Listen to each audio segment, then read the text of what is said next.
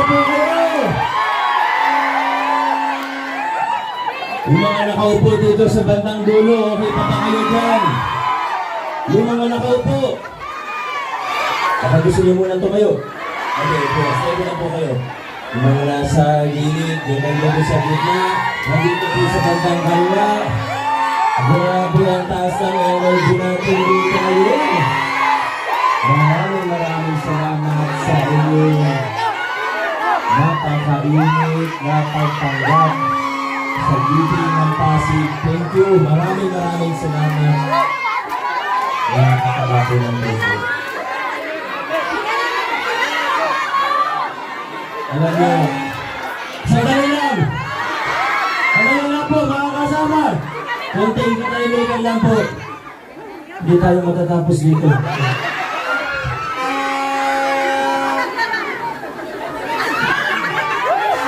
Maraming salamat. Nagkakorotek pa. Madali lang natin, mamaya na lang.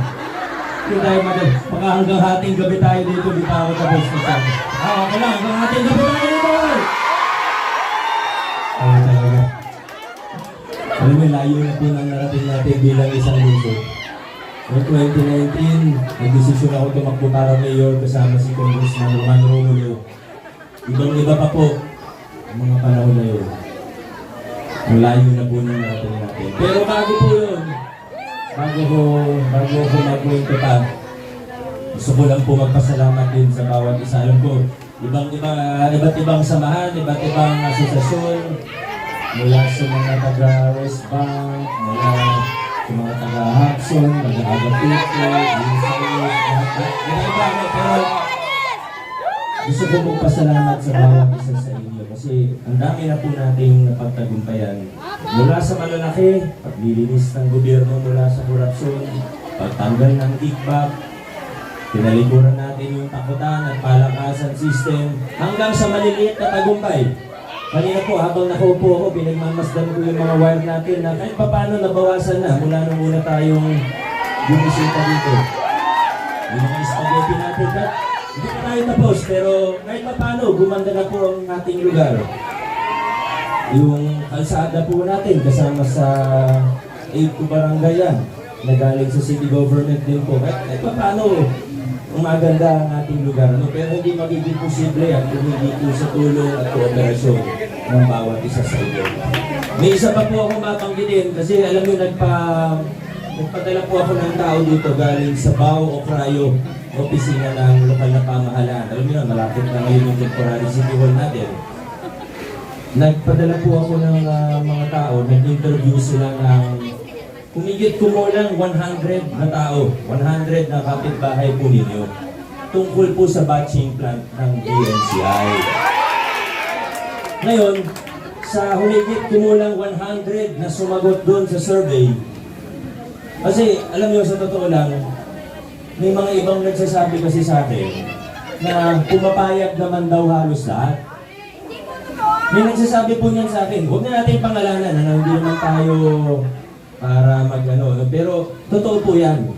May ilan pong nagsasabi sa akin na hindi, pumapayag naman lahat. Tapos may pinapakita sila sa akin ng prueba. Kaya ang ginawa ko po, para malaman ko ng sigurado, nagpadala po ako ng tao, in-interview. Huwag na mataas ng kamay kung sino yung mga na-interview. Pero may ilan po siguro dito naabutan yung nag-i-interview po. Sa 100 na residente na nakausap po ng staff ko, isa lang ang pumapayag.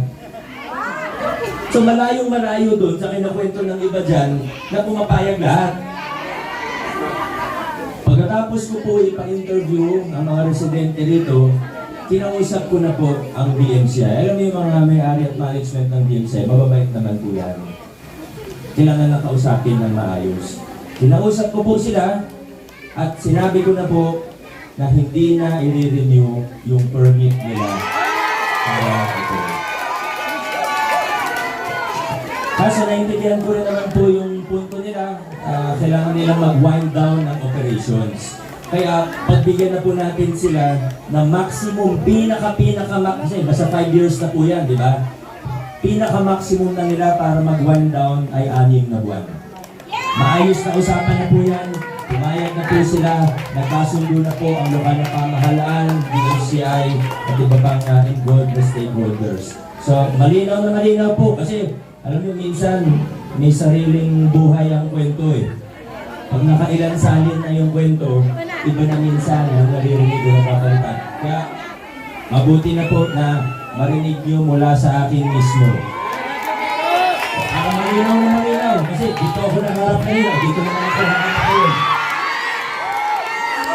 Yung special permit ng batching plant ay na-deny na po yung renewal. Okay, so bigyan na natin sila ng ilang buwan para mag-wind down. Hopefully 3 months makapag-wind down na sila, makasara na. Pero maximum na yung 6 months. Ano? So, salamat po sa inyo. Dahil hindi kayo natakot, nagsabi kayo ng totoo. Diba? Ano kayo ang gusto natin? Ngayon, babalik po ako sa kwento ko. 2019, mula noon hanggang ngayon, fast forward tayo, 6 years later, ang laki na po ng mga napagtagumpayan natin. Paborito kong simbolo nito, yung pamaskong handog. Dahil noon, pag nakitang kasama ka ng kalaban, sigurado, wala ka ng bayong pagpasko. Pero ginawa natin ngayon sa simpleng simbolo ng pamaskong handog, pinakita natin na posibleng magkaroon ng pamahalaan na pantay-pantay ang tingin sa bawat isa sa atin. Na hindi pinipolitika ang bawat bagay. Na hindi natitingnan kung sinong kalaban o kakampi, basta't serbisyo na galing sa pamahalaan mula sa kaban ng bayan, buong puso ako naniniwala, walang karapatan ng mayor na mamili kung sino lang ang tutulungan o bibigyan. Inakasalan natin yung takutan, yung palakasan, naglilis tayo ng ating pamahalaan. Hindi lang naman sa pamaskong handog, gano'n, yan lang yung paborito kong simbolo, kaya lagi ko talagang binabanggit. Pero, halimbawa po sa ospital natin, dati kailangan para malibre ka doon, dapat may blue card, yellow card, may discount. Tinanggal ko yan noong 2019, nung una may mga nagalit sa akin. Kasi sabi, naku may benepisyo ko dyan, Mayor, bakit mo tinanggal? Pero siguro ngayon na nakita naman natin na kung bakit tinanggal yun. Kasi ayaw natin na ilan lang yung may napakagandang benepisyo. Dapat kung anong kayang gawin, kung anong kayang bigay ng pamahalaan, hindi sa ilan lang, para sa lahat ng residente ng lungsod ng Pasig. Ngayon, punta kayo sa ospital natin, no balance billing, hindi kayo hihinga ng card. Hindi tatanungin kung botante kayo. Hindi kayo hihinga ng precinct number. Basta taga-Pasig ka, no balance billing po tayo.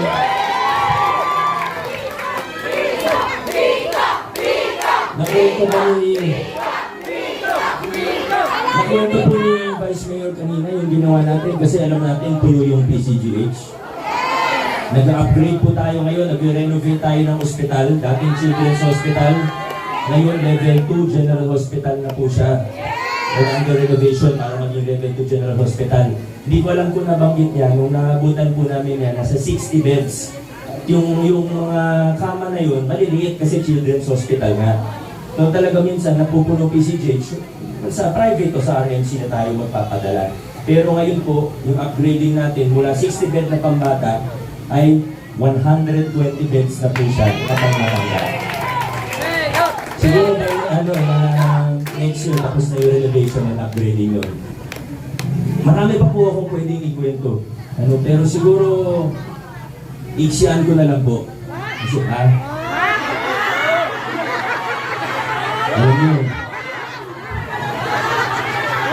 hindi naman po hindi ko gustong magkwento ng mahaba. Pero aminin ko po sa inyo, kami ni Kong Roman at ni Vice Mayor Dodot, medyo napagod kami sa mga graduation.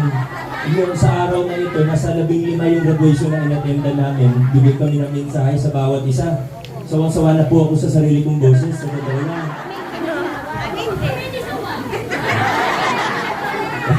Maraming salamat po. Ang problema lang, baka mapangos na kami. Si Vice Dodot, kanina, narinig ko, parang medyo bumibigay na yung boses. Kaya, ayan po, marami kami pwedeng kwento. Sigurado naman yung mga kwensihan, nagkwento rin ng kanilang mga achievement, ang accomplishment. Pero, ang gusto ko pong po ngayon, kasi sa totoo lang, ito yung malapit na ang eleksyon, ito yung campaign period. Nanawa na tayo sa mga pangako na napapako mula sa hindi lang naman sa Pasig, mula barangay, sa city, sa national. Yan kasi ang pinakamadali para sa aming mga politiko na gawin. Ang pinakamadali na gawin namin ay mangako ng mangako. Laway lang ang puhunan kasi para mangako eh. Kaya ko naman sabihin, bibigay ko sa inyo ang langit at lupa. Kaya ko yung pangako yun. Pero walang katotohanan yun. Kalokohan po yun. Nagkatotohanan lang tayo kung ganun po ang gagawin natin. Kaya dahil alam ko na ayaw na natin ng puro pangako, isa na lang po ang pangako ko sa inyo. Pangako ko po na hindi na ako mangangako. Yan ang aking pangako. Hindi pera biro. Totoo naman po kasi. Dapat, yan na itong bilin ko sa Giting ng Pasig. Focus na lang tayo sa nagawa natin, focus tayo sa track record natin, focus tayo sa direction natin bilang isang lungsod. Saan ba tayo papunta? Nandito na po tayo ngayon, tinalikuran na natin yung mga lumang kalakaran. Sa kasamaang palad, may ilan talagang ilan na lang naman sila kasi alam niyo, noong 2019, mas marami po sila. 2022, medyo marami pa rin. 2025, meron pa rin, pero konting-konti na lang siguro sila na gusto tayong i-atras pabalik dun sa mga lumang kalakaran.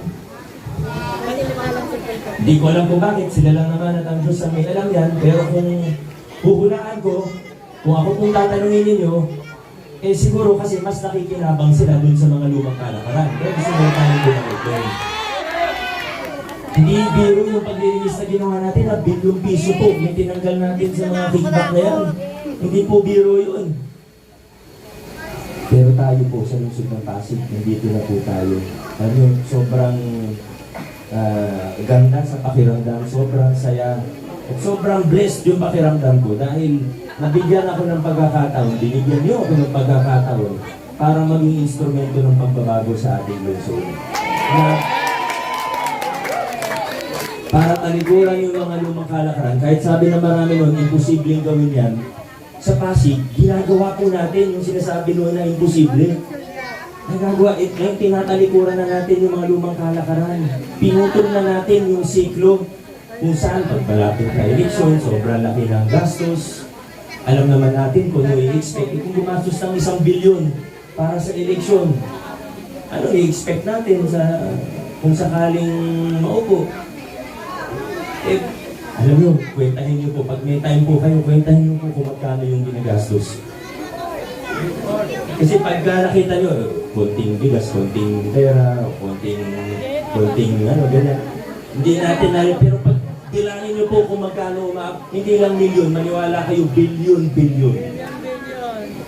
Pero ang tanong bakit? Ano bang akala nila meron sa City Hall? Nagagastos ka ng bilyon para sa kandidatura.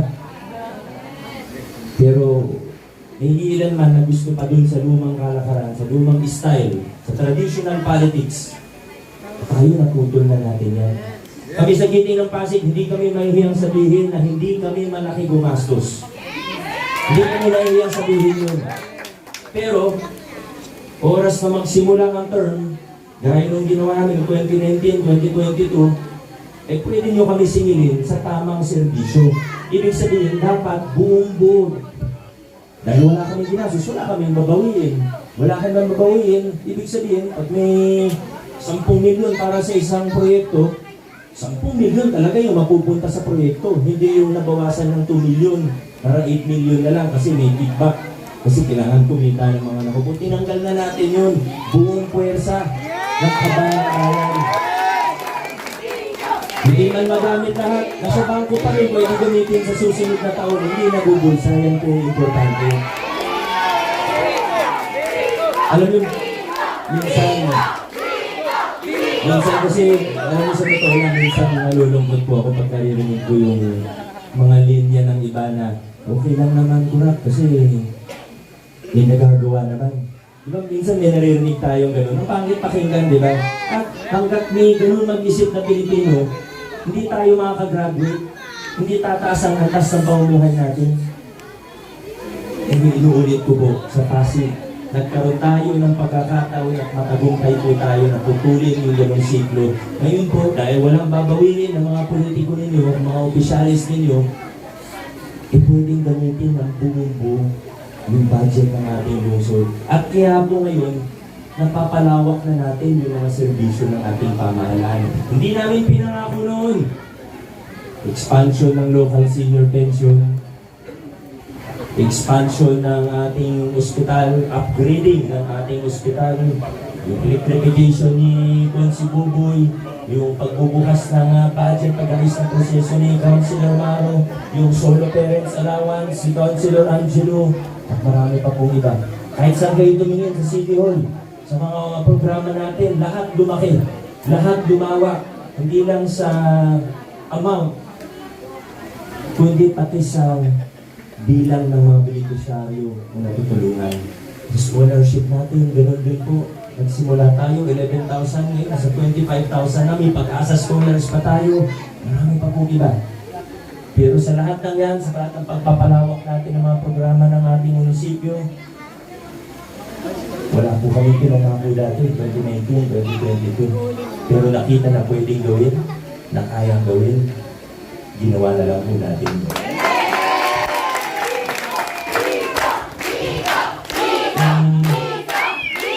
Noong 2022, tinulungan niyo po ako, binigyan niyo ako ng mas matitibay na kasama sa konseho. Napaka-importante po nung ginawa natin noong 2022 kasi sa totoo lang, noong 2019, marami man tayo nagawa, nagpandemya pa, hindi naman tayo nagpabaya sa pandemic, pero mahirap yung pinagdaanan natin. Pati sa politika, mahirap yung pinagdaanan natin. May nananabutahe, may humaharang sa ibang gustong gawin. Pero nung binigyan niyo ako ng mayorya sa City Council, ang laking tulong. Kung mapapansin po ninyo mula 2022, bumilis ang kilos ng inyong pamahalaan. Bumilis po at gumaganda yung mga programa. Kumbaga, 2019, 2020, hanggang 2021, maganda, may progreso. Pero noong 2022, biglang bumilis lahat. Biglang umayos. Sa Palupa lang, more than 3,000 ng pamilya Pasigueño ang natulungan natin para mapasa kanila ang lupang kinatitirikan ng mga bahay nila. It is more than 3,000, ganun karami po. Sunod na lang isang panahon. Yung napaka-importante na binigyan niyo ng mga kasama. Kasi isipin niyo po, nasa isang sasakyan tayo, yung driver gustong dumiretso, yung pasahero, inaagaw yung manibela, gustong lumiko. Disgrasya po yun, hindi pwede po yun. Kailangan magkakasama tayo. Hindi lang dahil magkakaibigan, hindi lang dahil magkakakampi, kundi kailangan makasama natin, kapareho natin ng prinsipyo. Kailangan kapareho natin ng direksyon, kapareho natin ng vision, pareho natin na gustong linisin ng pamahalaan, kapareho natin na gustong palawakin ang mga programa ng pamahalaan. Buti na lang nagkaroon tayo ng Vice Mayor na maayos, ng matibay, matibay, Vice Mayor Joseph Jaworski. Nabanggit ko na yung tatlong konsehal na first term lang po nila pero napakarami na po nagawa. Si Councilor Angelo, si Councilor Maro, pumunta na po sa second venue. Ang naiwan po ngayon ang bumbilya ng konseho. Si Councilor Buboy Agustin. Sa Rosario, maraming natulungan yan para mga kapitan ng legal at ligtas na kuryente. Pero siyempre may tatlo din tayo bagong kasama. Yung isa po, narinig nyo naman magsalita kanina. Siyempre, kailangan din natin ang kasama sa konseho na representative ng senior citizen. Di ba? May mga senior po tayo dito. Nakakaalam ng pinagdadaanan. Kasi si Consi Buboy, batang-bata pa ito. Hindi pa yung baby pa. Baby face na baby face pa nga eh. Ha?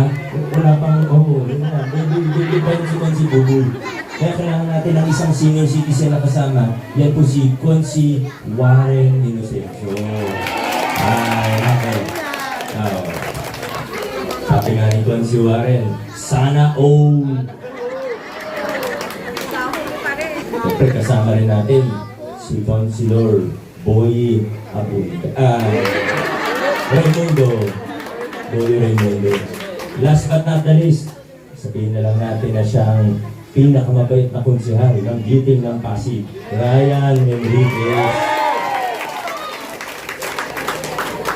Sa congressman naman, sa totoo, kahit hindi na natin banggitin.